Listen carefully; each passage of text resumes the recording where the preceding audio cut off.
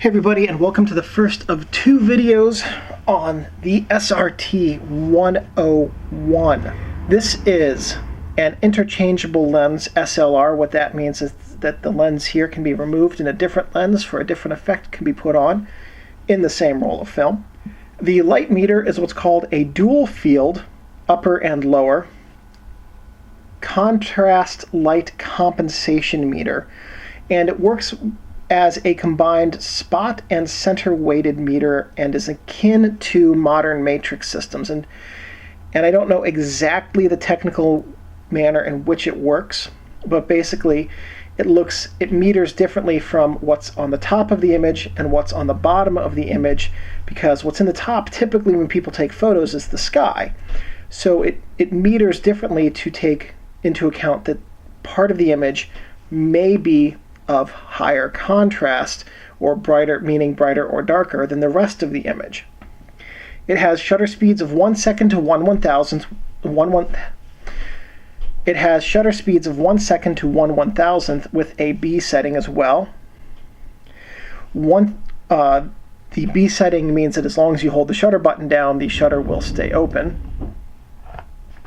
It has 100% viewfinder magnification with a 58mm lens, such as this one, meaning that with a 58mm lens, what you see in the viewfinder is the same size as what will appear on the film. And it has 93% frame coverage. Now, what that means is, let's say that what you're looking at right now, is the image that you're going to get when you take your photo. What you would see in your viewfinder has 3.5% less on the top and bottom and sides than what you would get back on your image. And that gives you a little bit of room to crop, but it's also just good to bear in mind how much extra is going to be around your image that you're not seeing in the viewfinder. This has a matte focusing screen with a micro prism center and a focusing assist collar, and in the second video we'll see what that looks like, and a flash sync speed of 1/60th of a second. The SRT 101 began its production run as the Minolta professional camera. When the 102 was released, it was downgraded to being an advanced camera. And so this was the flagship for Minolta until the 102's release. It was produced by the Minolta Camera Company in Japan from 1966 until 1975. And so for the last 3 years of its production run, in 1972, the 102 was released. So in the last 3 years of this production run, it was the advanced level camera in the Minolta lineup. This camera was preceded by the Minolta SR7 Model 5, produced concurrently with the SRT 102, SRT 100, SRM, and SC, and followed by the SRT 201. So if you have your Minolta SRT 101, we're going to take a look at all of the features and the interface elements on the camera here, and in the second video we'll talk about how to use them. So here on the top, we're going to start with the camera strap lugs. Even though they're on the sides, this is what you would use to attach your camera strap to the camera. Here's the film rewind knob, and the film rewind lever folds out of it. Here is the camera's manufacturing mark. This is an accessory shoe. It is not a hot shoe. It will not power your flash, but it can hold it. You would just need to connect the flash to the PC port with a cable. This is your shutter speed dial. There's a little orange line next to the 500 right there on the top of the camera. That's your shutter speed index. This line through the 0 is your film plane indicator. The number 6 right there above the 1000 is your film speed. And this has an incredible range going from 6 ISO up to 6400. It is on the low side, I think the lowest ISO that I've ever seen on a camera, this SRT lineup. 6 ISO is pretty slow, but you adjust your film speed by lifting up on the dial and rotating it to the desired speed. Here is the film advance lever and the shutter release button, and your frame count window, and then your serial number is on top. Here is the front of the SRT 101, and here we have the self timer lever. and you arm it by rotating it 90 degrees, and then it counts down and takes the picture itself. And as you can see, it actually takes the picture well before it finishes counting down. On some Minolta SRT 101s, there is a silver knob right there. And on some Minolta SRT 101s, there is no silver knob right there. So here's a slightly better side-by-side comparison of the difference. What the knob or the no knob will tell you is roughly how old your camera is. Sometime after 1972, because some of the SRT 102 bodies have this knob, Minolta decided they didn't need to include mirror lockup on their cameras anymore, so they simply did away with it. And I don't know exactly when that happened, but the newer 101s do not have the MLU dial. The older ones do. And what the MLU dial does is lock up the mirror. So you can see here with the dial turned, the mirror is either locked up or not. I won't lie, I honestly don't know why it is that Minolta removed the MLU feature from their professional grade cameras, because the SRT 102 lost it as well.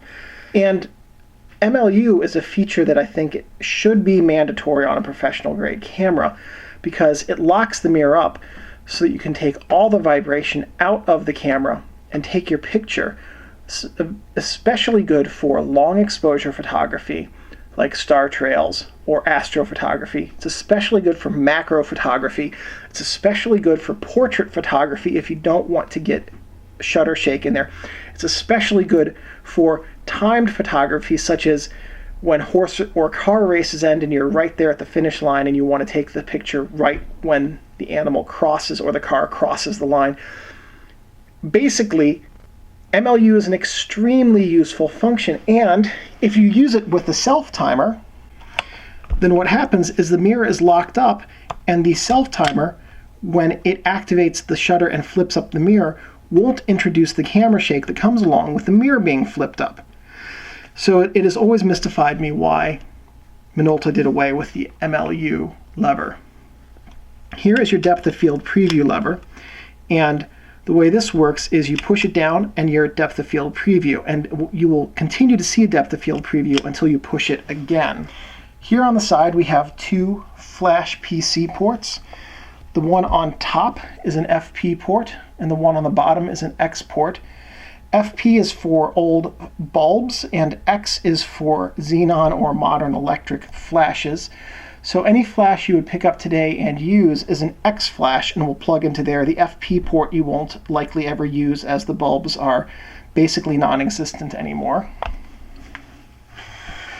So the camera's back is not all that exciting. Here we have the film back that opens when you want to put film in it. This is the ASA or DIN film type memo. And what you would do is simply set this to your film speed, and then you could at least remember what film speed you have in there, which makes tons of sense because you couldn't do it by just looking at your ISO setting.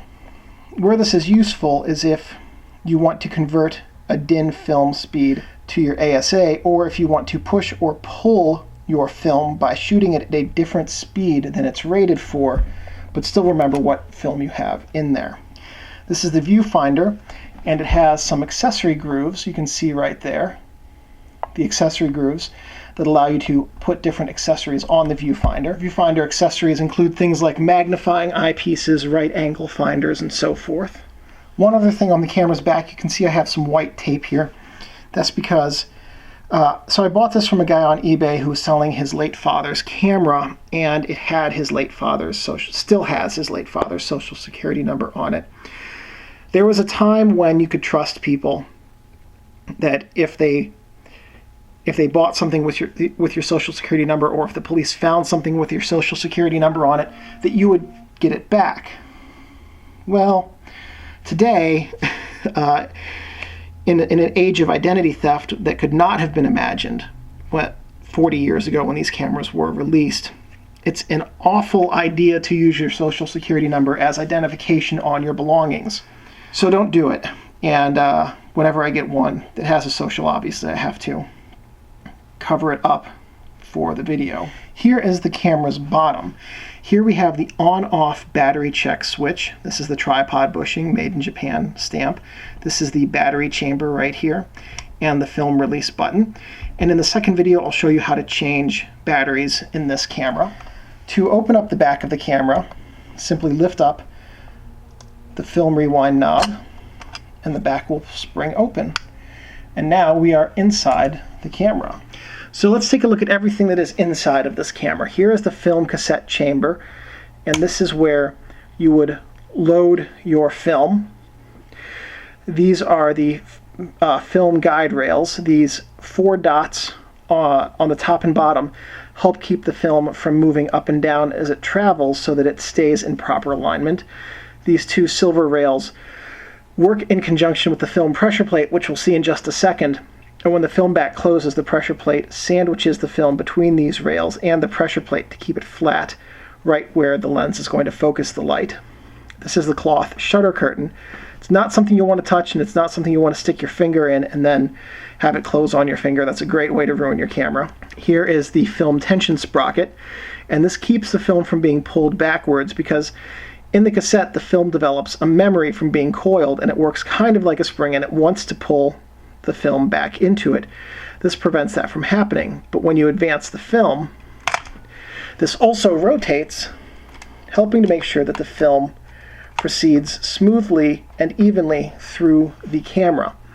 Here is the film take-up spool, and this is what the film clips into when you load it, and that's what's wound up as it progresses, and the film is taken up on that spool until you rewind it back to the cassette once you're finished with your images. Here's the back of the camera.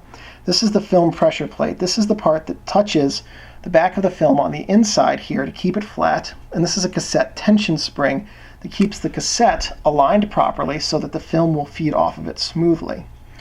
So some notes on this camera. As I pointed out earlier, it has a ridiculous ISO range from 6 to 6400. That's extremely good for very slow speed film. There are not as many slow speed films as there once were, unfortunately. But there are some motion picture films which are, and orthographic films that you can still get, which expose well at around ISO 6 to 12. Many cameras can't touch that. One thing to bear in mind with these cameras is do not move the shutter speed ring or the aperture ring very quickly. Don't jerk them back and forth. These cameras these linkages are controlled by silk cords that connect the levers to the light meter, and if you move the dials too quickly or otherwise abuse the interfaces, then those silk cords can come off of their guide rollers and render the camera unable to communicate with the light meter display. The actual aperture linkage in with the lens right here, it's on the outside, and linkages on the outside, such as with the old Nikons, had the ability to get dirty, and the dirt could get into the oils in there and gum them up. And the Minoltas, I've read, were a little bit more prone to that than the Nikons. I don't know that that's true, but it certainly happened with the Minoltas, and that's another design flaw. I never understood the whole aperture linkage on the outside thing for any camera, quite honestly. That makes no sense. So, there are some things not to do with this camera. For instance, don't touch the shutter, as I mentioned. And the mirror that is inside of here, don't touch that. It's a surface-coated mirror, and the oils from your fingers will tarnish the mirror and remove the silver, making it your viewfinder dimmer and making it harder to focus your image. Don't leave your camera or lenses in your car, because when it gets really hot, the oils in them will get thin and go to places they shouldn't be, and then when it's back to a normal temperature, they'll get thick again and interfere with camera operation. Likewise, if you live in an area that gets very cold, the cold will cause the oils to break down and become gummy and interfere with camera operation. Don't store your camera gear in a plastic bag or plastic box. Moisture will get into it, and that will encourage fungus growth on the lenses and in the leather, and it will ruin your lenses and make your cameras smell like mildew. Don't let your camera get wet. There are some electronics in here, and it's not weather sealed, and if it gets wet, that will cause the camera to not function anymore. Just remember that your camera is a precision tool, and it should be handled with care and respect. And as long as you take care of your camera will take care of you. Any questions or comments, please leave those below. I'm pretty good about responding fairly quickly. If you have suggestions or ideas for future videos, please let me know, and if I have the equipment and technical know-how, I'm more than happy to make those. If you are an amateur photographer and you have taken photos with an SRT 101, feel free to share the link to your album in the description, in the comments section rather. Oh, you can subscribe to my channel, and then YouTube will let you know whenever I release a new video about cameras or photography, digital or film. And one last thing, thank you guys for watching, and take great photos.